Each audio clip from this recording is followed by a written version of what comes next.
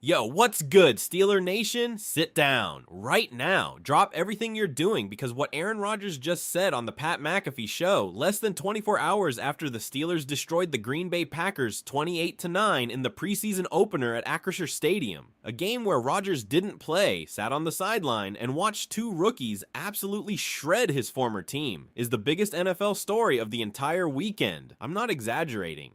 Aaron Rodgers, 42 years old, the most polarizing quarterback of his generation, sat down with Pat McAfee this morning in Pittsburgh, wearing his black Steelers polo, calm as a monk, and dropped bomb after bomb after bomb. He talked about his retirement. He talked about the rookies. He talked about facing Green Bay in emerald green as an opposing veteran for the very first time. He talked about Mike McCarthy. He talked about Jordan Love. He talked about his legacy.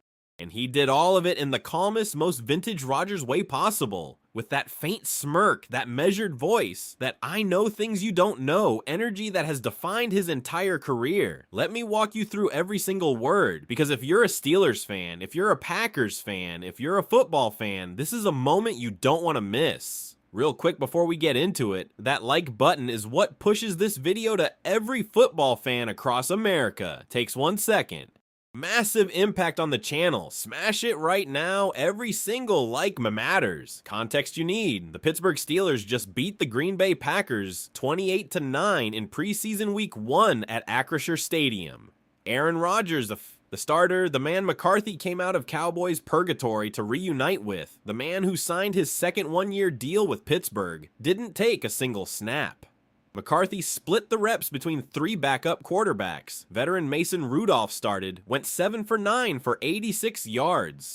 Then Will Howard, the Ohio State national champion who missed all of 2025 with an injury, went 10 for 11 for 93 yards in his NFL debut. Then Drew Aller, the third-round rookie from Penn State, put on a show, 10 for 13, 153 yards, 2 touchdown passes, and a rushing touchdown. The kid absolutely feasted on the Packers' backup defense. And through all of it, Aaron Rodgers stood on the sideline in his Steelers polo, arms crossed, watching everything, saying nothing publicly, until this morning, when he sat down with Pat McAfee, and then he spoke, and what he said is going to be quoted for a very, very long time. Pat opened the show the way Pat always opens the show. Big energy. Aaron Rodgers is back, everybody. And Rodgers, with that little half smile, leaned into the mic and said, Pat, before we get into anything, I need to say something publicly. I made a decision last night that I want the world to hear from me first. Bro, Pat McAfee's face lit up.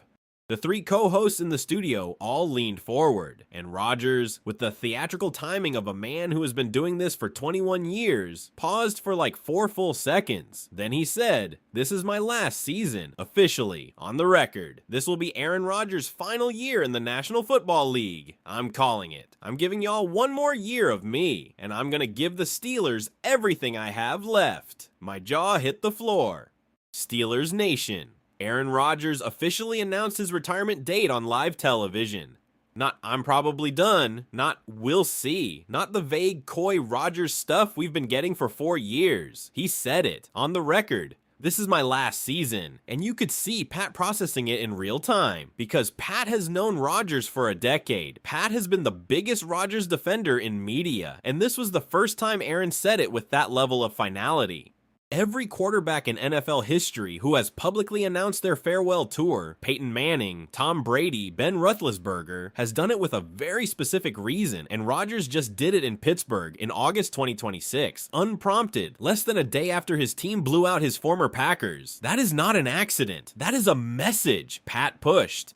He said, "Aaron, why now? Why announce this in August?" And Rodgers, this is the part that hit me like a truck. Rodgers took a breath and said, "Because I watched those 2 rookies play last night. I watched Drew Aller throw 2 touchdown passes and run for another one. I watched Will Howard complete 10 of 11 for 93 yards in his first NFL game, and I sat on that sideline and I thought, the future is right here. The future is not in me protecting my last snap for some meaningless preseason drive. The future is in those two young men learning from me every single day between now and February. And I owe it to this franchise. And I owe it to Mike McCarthy. And I owe it to Steeler Nation to be crystal clear about the timeline. So there is no confusion. So we can build the next 15 years of Steelers quarterbacking around what Mike and the front office decide. No mystery, no drama. One more year.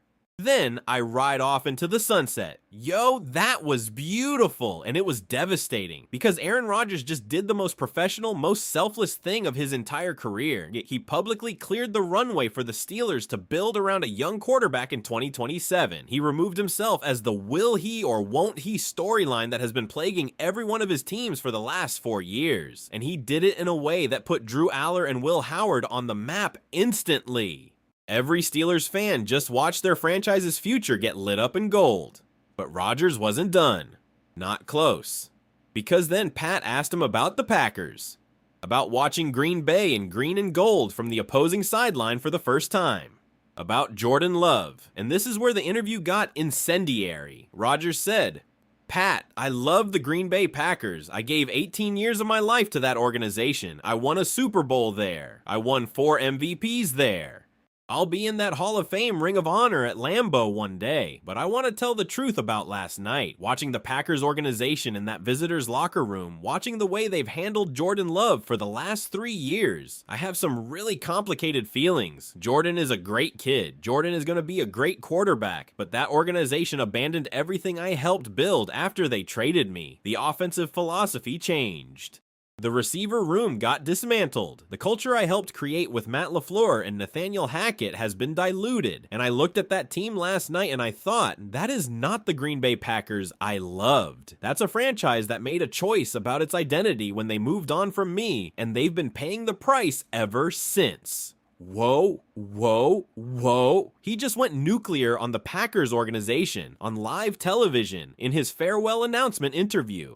Aaron Rodgers just said the current Packers are not the Packers I loved, which is a direct shot at GM Brian Gutekunst and head coach Matt LaFleur. That is going to be in every headline on ESPN.com within an hour. Every Packers fan is going to lose their minds. Every Rodgers hater is going to say, "Same old Rodgers, always making it about himself." And every Rodgers defender is going to say, "He's not wrong. This is peak Rodgers." Then he turned to Jordan Love specifically. And Rodgers' voice softened. It got more mentor-like, which honestly made the message hit harder. He said, "Jordan, if you're listening, I want you to know I'm rooting for you. I've always rooted for you, but I also want to tell you the truth as a big brother in this position. You have to demand more from that organization. You have to demand that they surround you with the pieces you need. Because if you keep being polite, if you keep being quiet, if you keep being the good soldier, they will use up your prime and then move on from you the way they moved on from me." That's what franchises do. They will squeeze you for every last drop and then discard you when the discount goes away. Speak up, brother. Demand more. Because you deserve more. And Green Bay has more to give you. Y'all, Aaron Rodgers just gave Jordan Love a masterclass in NFL politics. Publicly. On the biggest sports show in America. That is the kind of quote that Jordan Love is going to read, screenshot, and think about every single day for the rest of his career. And Brian Gutekunst is going to hear about it from his agent by dinner time. Pat, doing his job, pushed with the Mike McCarthy question. He said, "Aaron, McCarthy is your head coach again after 18 years. What's the reunion been like?" And Rodgers' answer here was fascinating because it was balanced. Not all sunshine, real. "Mike and I have grown up together. He was the coach who drafted me. He was the coach who mentored me through my early years. Then we had our stretch of Super Bowl runs. Then we had our disagreements about play calling philosophy that everyone knows about. Then he went to Dallas. I went to New York. We became different people in different systems. Coming back together in Pittsburgh has been really beautiful, but it's also been really honest. Because Mike and I aren't pretending we're the same people we were in 2010. We're not. He's coached under Jerry Jones. I've played for the Jets. We've both been through the fire. And what I love about our relationship this year is that we're not trying to recreate the past. We're trying to build one final chapter together that means something new. That's what makes it special. Not nostalgia, new. Steeler Nation, I love that answer because it's so real. Rodgers isn't pretending he and McCarthy have some picture-perfect reunion. He's acknowledging that their relationship has been complicated, and he's framing this year as their chance to build something new together. That is mature. That is grown man football. And it's exactly the kind of energy that this Steelers franchise needs after 19 years of Mike Tomlin. The interview took a brief pause, and when it came back, Pat asked him the question everybody was thinking. Aaron and do you think the Steelers can win a Super Bowl this year? And Rodgers' answer here, this is what's going to be on every highlight package for the next 72 hours. Pat, I'm going to give you the most honest answer I have ever given to that question. Not just for this year. Start for any year of my career. Yes, we can. We absolutely can win a Super Bowl this year. And I'm going to tell you why. It's not because we have the most talent. Kansas City has more talent. Philadelphia has more talent. Baltimore has more talent.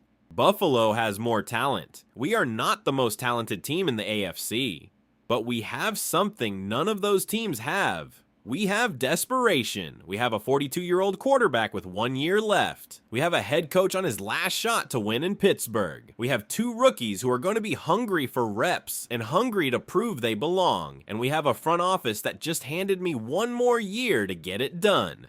That is not a normal roster context. That is a window. And I've been in the league long enough to know when the window is open, you jump through it. You don't hesitate. You jump. And Steeler Nation, I promise you, this team is going to jump through that window on February 8th, 2027 in Los Angeles. Bro, he just guaranteed a Super Bowl. Aaron Rodgers just publicly guaranteed that the Pittsburgh Steelers will play in Super Bowl LXI in Los Angeles on February 8th, 2027 on the Pat McAfee Show.